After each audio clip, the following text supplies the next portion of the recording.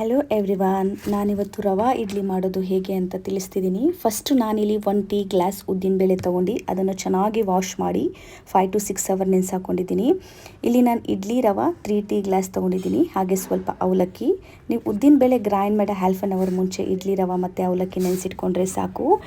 ಇಡ್ಲಿ ರವೆನ ನಾನು ಸ್ವಲ್ಪನೂ ನೀರಿಲ್ಲದೆ ಗಟ್ಟಿಯಾಗಿ ಹಿಂಡಿಟ್ಕೊಂಡಿದ್ದೀನಿ, ನೀವು ನೋಡ್ಬೋದು. ಆಮೇಲೆ ಮಿಕ್ಸಿ ಜಾರ್ಗೆ ನಾನು ನೆನೆಸಿಟ್ಕೊಂಡಿದ್ದ ಉದ್ದಿನಬೇಳೆ ಹಾಕಿ ಚೆನ್ನಾಗಿ ರುಬ್ಕೋತಾ ಇದ್ದೀನಿ.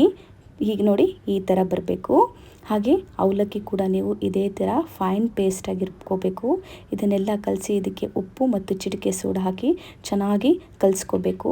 ನಾನು ಬೆಚ್ಚಗಿರಲಿ ಅಂತ ಹೇಳಿಬಿಟ್ಟು ಓವನ್ನಲ್ಲಿಟ್ಟಿದ್ದೆ. ಹಿಟ್ಟು ಚೆನ್ನಾಗಿ ಬಂದಿತ್ತು. ನಾನು ಇಡ್ಲಿ ಸ್ಟ್ಯಾಂಡ್ಗೆ ಆಯಿಲ್ ಅಪ್ಲೈ ಮಾಡ್ಕೊಂಡು ಹಿಟ್ಟನ್ನು ಹಾಕ್ತಾಯಿದ್ದೀನಿ. ಹಾಕಿ ಒಂದು 10 to 15 ಮಿನಿಟ್ಸ್ ಸ್ಟೀಮ್ ಮಾಡಿಕೊಂಡೆ. ನೀವೇ ನೋಡ್ಬೋದು ಇಡ್ಲಿ ಎಷ್ಟು ಸ್ಪಂಜ್ ರೀತಿಯಲ್ಲಿ ಬಂದಿದೆ ಅಂತ. ನೀವು ಕೂಡ ಟ್ರೈ ಮಾಡಿ ತಿಳಿಸಿ.